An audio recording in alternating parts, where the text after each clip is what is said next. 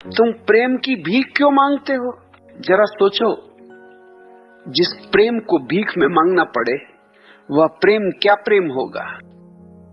भीख केवल दया होती है, और प्रेम अगर दया बन जाए तो वो जहर है। सच्चा प्रेम कभी मांगा नहीं जाता, वो तो भीतर से फूटता है, जैसे झरना पर्वत की गहराई से बह निकलता है। तुम झरने के सामने कटोरा लेकर नहीं खड़े होते, झरना स्वयं बहता है, सबको भिगो देता है। लेकिन इंसान ने प्रेम को भी बाजार बना दिया है। तुम कहते हो अगर तुम मुझे प्रेम दोगे तो मैं तुम्हें प्रेम दूंगा।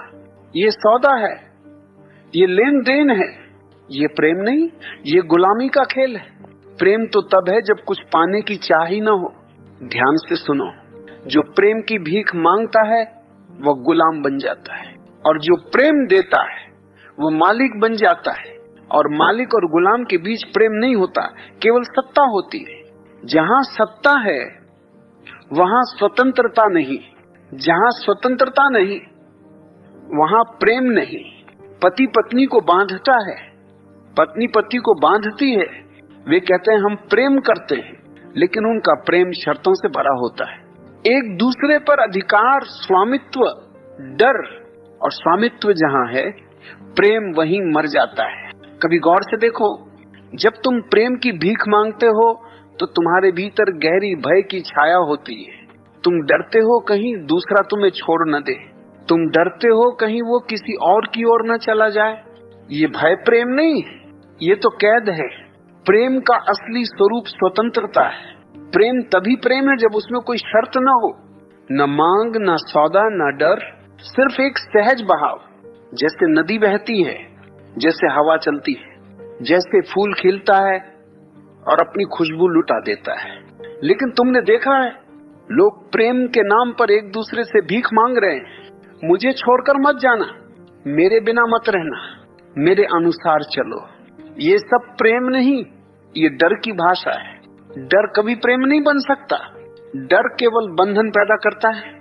याद रखो, भीख में मांगा गया प्रेम हमेशा अपमान देता है, क्योंकि भिखारी कभी गरिमा से नहीं जी सकता।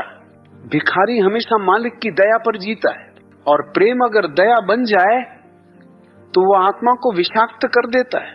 मैं कहता हूँ, प्रेम की भीख मत मांगो, खुद को प्रेम से भर दो, क्योंकि जो अपने ही अस्तित्व से प्रेम करता है वही दूसरों तक प्रेम पहुंचा सकता है। प्रेम बाहर से नहीं आता। अगर तुम भीतर से खाली हो तो कोई और तुम्हें भर नहीं सकता। तुम्हारा खालीपन, तुम्हारी भूख, वही तुम्हें भिखारी बना देती है, और भिखारी प्रेम नहीं पा सकता। प्रेम भीतर से खिलना चाहिए, जैसे फूल खिलता है और अपनी सुगंध हवा में बिखेर देता है। फूल इंतजार नहीं करता कि कोई आकर सुगंध मांगे, वह बस महकता है। जो चाहे उसे ग्रहण कर ले, जो न चाहे वो गुजर जाए। लेकिन फूल की महक कम नहीं होती। तुम्हें भी फूल बनना है, तुम्हें प्रेम की भीख नहीं मांगनी है, तुम्हें प्रेम का झरना बनना है। कभी किसी नदी से पूछो, क्या तू बहती है इसलिए कि कोई तुझे प्यासा पुकार रहा है? नदी कहेगी नहीं, मैं बहती हूँ क्योंकि बहना ही मेरा स्वभाव है। इसी तरह प्रेम बहना चाहिए क्योंकि प्रेम ही तुम्हारा स्वभाव है। लेकिन समाज ने तुम्हें सिखाया, पहले प्रेम मांगो तभी मिलेगा, पहले दूसरों से मान्यता लो तभी प्रेम मिलेगा। और यही झूठ तुम्हें भिखारी बनाए रखता है। तुम्हें अपने भीतर लौटना होगा। बहुत पुरानी बात है, एक राज्य में बड़ा प्रसिद्ध राजा था। उसकी संपत्ति अपार थी, उसकी सेनाएं अपराजेय थीं, और उसका दरबार सोने चांदी से चमकता था। लेकिन भीतर वो बड़ा दरिद्र था। उसके हृदय में प्रेम की भूख थी। राजा रोज अपनी रानी से कहता, मुझसे प्रेम करो, मुझे बताओ कि तुम मुझसे कितना प्रेम करती हो। रानी मौन रहती। वह सोचती प्रेम तो अनुभव है, इसे शब्दों में मांगना कैसा। राजा हर मंत्री, हर सेवक से भी यही चाहता था, मुझसे निष्ठा दिखाओ, मुझसे प्रेम दिखाओ। वह उपहार बांटता, दान करता, लेकिन भीतर खालीपन ज्यों का त्यों बना रहता। धीरे धीरे पूरा नगर समझने लगा कि राजा प्रेम की भीख मांग रहा है। लोग उसके डर से झुकते थे, मुस्कुराते थे, लेकिन उनके हृदय में प्रेम नहीं था। भय से निकले शब्द प्रेम नहीं बन सकते। एक दिन एक फकीर नगर में आया। राजा ने उसे बुलाया और कहा, मुझे प्रेम चाहिए। सब मुझसे डरते हैं, सब मेरे आदेश मानते हैं, लेकिन कोई मुझसे प्रेम नहीं करता। मुझे बता मैं क्या करूं? फकीर हंसा और बोला, राजन, प्रेम भीख मांगने से नहीं मिलता। तुम तो सम्राट हो, तुम्हारे पास सब कुछ है, लेकिन प्रेम वस्तु नहीं है जो बांटा जाए। प्रेम केवल भीतर से फूटता है। तुम पहले खुद से प्रेम करना सीखो। तुम्हारा हृदय खाली है, इसलिए तुम नगर वासियों से प्रेम की भीख मांग रहे हो। और भिखारी चाहे सोने के सिंहासन पर बैठे, वह भिखारी ही रहता है। राजा मौन रह गया। उस दिन पहली बार उसने समझा कि भीख से प्रेम नहीं मिलता। प्रेम तो भीतर से उठने वाली सुगंध है। और जब उसने ध्यान करना शुरू किया तो धीरे धीरे वो प्रेम से भरने लगा। अब नगरवासी उसे प्रेम देने नहीं आए, बल्कि उसके भीतर से बहते प्रेम ने नगर को भर दिया। याद रखो, प्रेम कोई वस्तु नहीं है जिसे बाजार में खरीदा बेचा जाए। प्रेम कोई सिक्का नहीं है जो लेन देन में चले। प्रेम तो तुम्हारे अस्तित्व का संगीत है। वह तब गाता है जब तुम भीतर मौन में उतरते हो, और ये मौन ध्यान से आता है।